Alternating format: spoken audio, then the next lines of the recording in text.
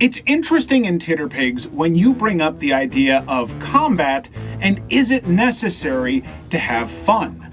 Because you've got plenty of games where combat seems pretty central. Games like, D&D, Pathfinder, plenty of games out there where combat is a central mechanic. And sometimes you bring up you don't have to have combat in Titterpigs, and people are like, oh, what would you even do? How do you do without combat? And then usually people bring up games that are much more socially focused, where combat really isn't a thing. Brindlewood Bay. This game that I can't remember the name of right now, but it's right there on screen, and it's great. You just play conniving people trying to scheme and, undercut each other. Wanderhome, a lovely example of a game where you're probably really not going to do any combat. It's about, travel and adventures and meeting people. Maybe there's a little bit of fighting, but there's really not mechanics for it. So if I told you that there was a game about collecting information about big, huge, crazy monsters and tracking them down, and I told you that that game didn't have any combat, you might give me a bit of a weird look. And I would reply to that weird look by telling you about Mappa Mundi, an exploration and ecology RPG. I believe Mappa Mundi describes itself as what if you played Monster Hunter as the research team instead of the hunters. It is a game about finding these monsters and documenting and understanding their behavior in a world that is broken and fractured and has changed, and you as a people want to try and understand it.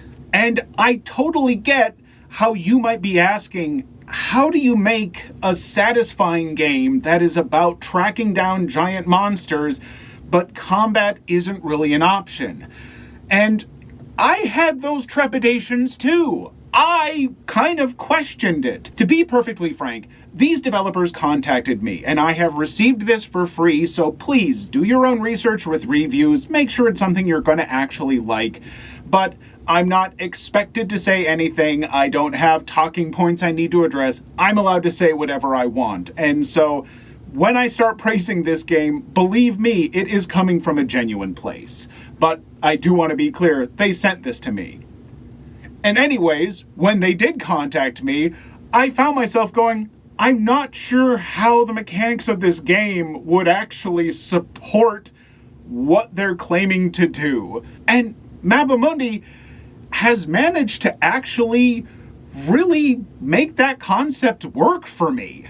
So honestly, I think the best way is just for me to kind of describe how this game progresses, and you decide for yourself if it sounds like something you might be interested in looking further into. You are all playing, what are they called? Chroniclers? Is it Chroniclers? I bet it's going to be Chronicler. Yep, it's Chronicler.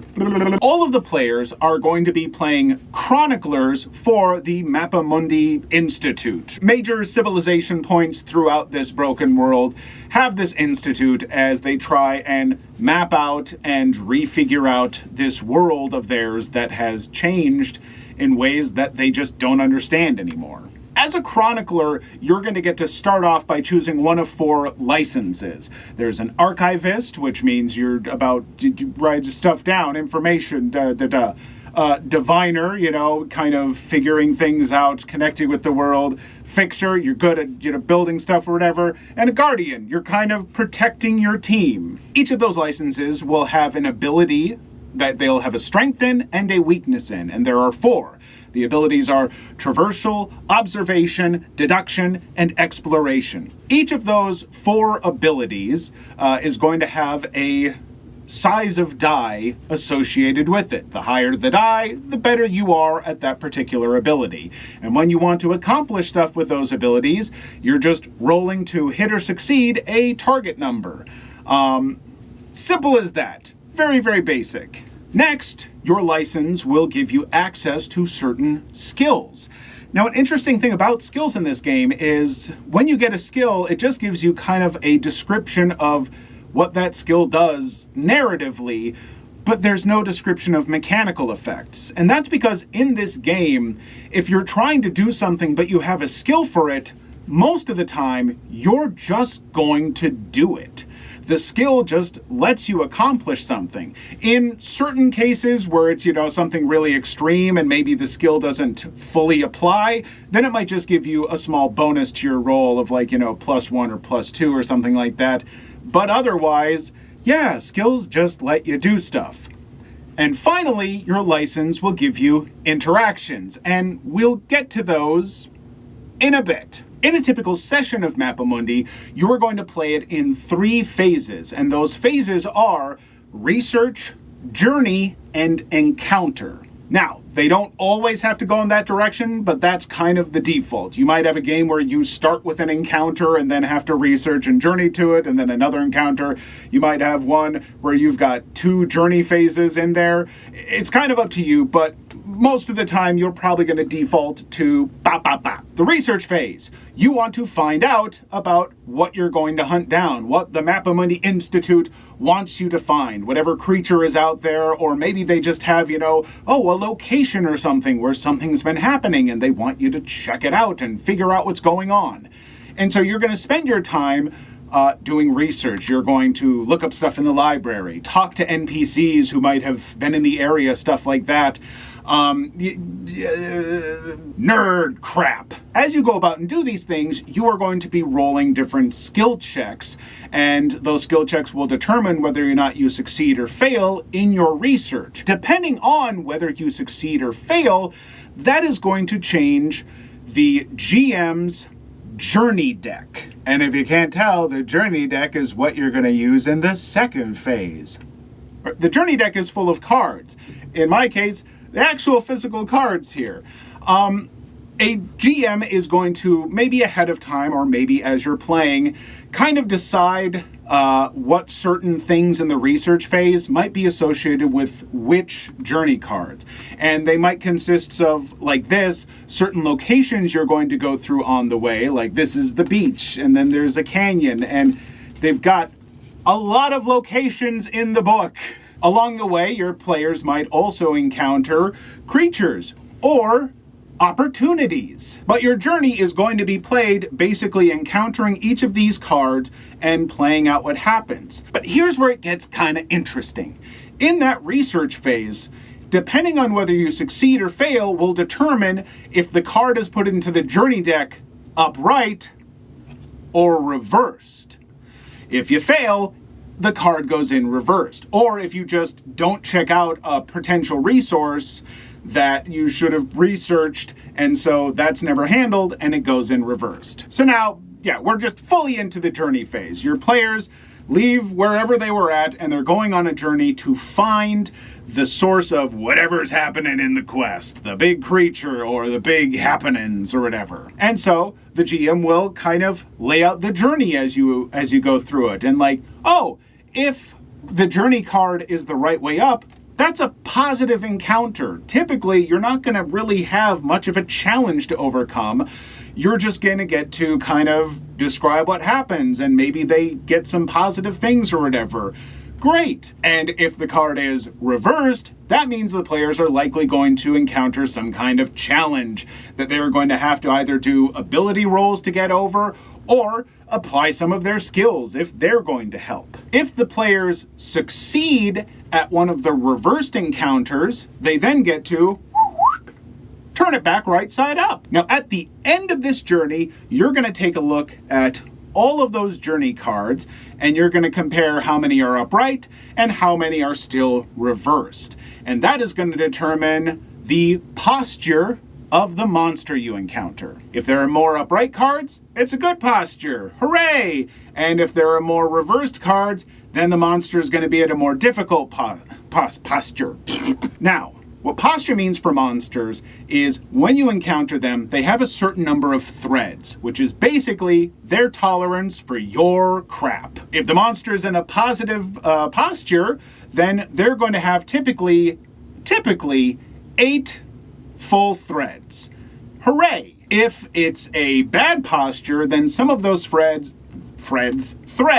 are going to either be frayed, which means they're kind of tenuous, or they're going to be severed completely.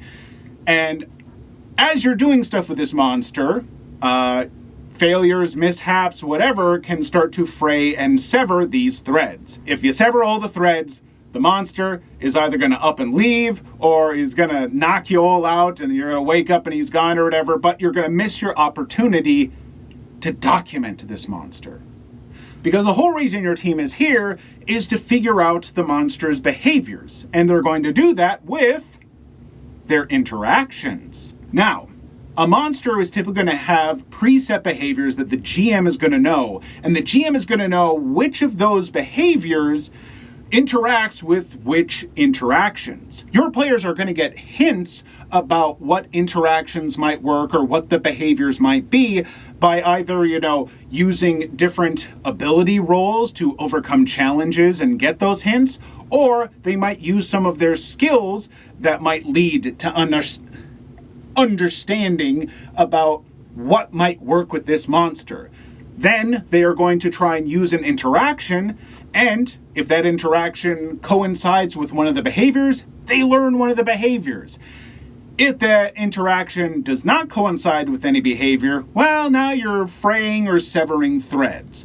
And so the more interactions your players try without knowing for sure, the more chance they have of just scaring that monster right off. Once you learn all the behaviors, though, you've got that monster figured out. Congratulations, you won. Mission complete. Hooray! All right,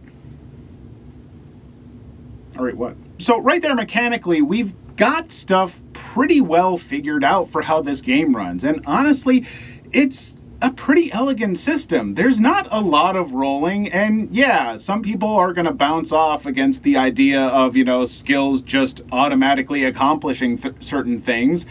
But I don't know, it's just neat. And there are ways, like as you're doing stuff, successes and fails eventually build up to let you, get new abilities, and you can unlock, other stuff and abilities from other licenses. Whatever you want. You have some good options for growing. I'm not going to cover it here. If you want to know it, get the book. But I think the final really cool thing about Mappa Mundi that, again, I think some people are going to really love and some people are going to bounce off of is the fact that everyone playing, the GM and the players, all have this ability called shaping. And shaping is just a fancy way for describing the world. Yeah, that's not 100% up to the GM. The GM is going to kind of lay the foundation of a scene for players to be able to see stuff. Like, let's say they come across a challenge, in some biome where it's like, oh, this is a reversed card, so you come across this massive cliff, and there doesn't seem to be any easy path to just walk up it, so how do you get up? As a player, in most games, you might be tempted to go like, oh, well, are there maybe some plants that are going up the cliff, or maybe there are some handholds? Maybe there are some handholds that we could utilize? Do I see anything like that? No, says Mappa Mundi. Absolutely not. The GM has laid the basic scene, sure, but players can just say, oh, I notice that there's all of these roots that are traveling all the way down this cliff that we could maybe use to climb and seem to indicate, some interesting environment up above. What plants could make these roots? We don't know. As a player, you just get to do that. Any player can do shaping. The GM can certainly do some shaping as well, but really it's encouraged for the players to shape this world. And that goes for monsters as well. Like what you see them doing when you see their behaviors, you can list and detail that. You all get to create this story in this world together. And the only real rule that's associated with shaping is don't undo or contradict something that's already been established. So in that example with the cliff, a player couldn't say, oh no, actually, I do notice an easy path leading up. No, the GM said, handholds? So there's no easy path up. You can't shape and contradict that. But you can say other things that may even make it easier for you. Yeah, you can make stuff easier for yourself. Go for it. Why not? But is that always the most interesting story? maybe not. So maybe you don't always want to make stuff easier for yourself. And also, leveling things up only comes with success and failures on rolls. So if you're succeeding every single roll, your character isn't learning and growing because you're not being challenged. Ha-ha! So yeah, it's a pretty unique concept for a game, and I really like it. It combines some of the more, just chill, feel-good vibes of something like Wanderhome, but it does add the stakes of things that are kind of epic and awesome. I mean, not that Wanderhome can't be pretty epic, but still. Also, the art in this book, friggin' great. Look at these things. You're gonna encounter these things and document them. Also, if you are interested in physical products, I will fully admit to being a little bit giddy and wondrous when I got the box set and the cards were like in little recessed holders, and then you've got the book going on top of that you lift it out, and there are all the little cards tucked in there with their own little ribbons to lift them out. I don't know. And the cards feel so good. If you're a tactile person, if touch is your thing, god dang do I like holding these cards. Now, of course, as I say with almost everything that I do these little overviews on the channel for, this is not a game for everyone. There are going to be plenty of people out there who have heard this description and are like, I don't see why I would play this. I don't like any of this. That's fine. Do your own thing. I mean, everyone has different things they're interested in. But for folks who want something kind of akin to a cozy game, but with just a little more going on and that little drop of epicness with monsters the size of mountains and all that kind of stuff, Mappa Mundi's gonna give that to you, and I think that's great. I think they're filling a niche that I really haven't seen filled. If it sounds like something you might like, I think you're gonna like it. And if it sounds like something you're not going to like and you genuinely find yourself going, no, I want to fight these monsters. Aren't there mechanics for fighting? No, do no harm. Sorry, that's just the way it is. Also, the people there are really, really rad, and they express sentiment in that this game is also anti-colonial, and it's great. Really look into them. I think they sound like delightful people. And I don't know, it's also a thing that you could use for a whole world building thing for a different game you're gonna play. Imagine playing together and all of you shaping a world, filling it with amazing creatures and locations with strange stuff going on, and then after your researchers go out and document all this, you then play a different titter pig in this world, where maybe you do get to fight some stuff. I don't know, whatever you want. I just think it's a really solid idea that uses fairly minimal mechanics to achieve something that is satisfying. And I don't think that's always achieved with games that try and completely eschew combat and all that stuff. They've done a great job with it. So yeah, Mappa Mundi. I like it.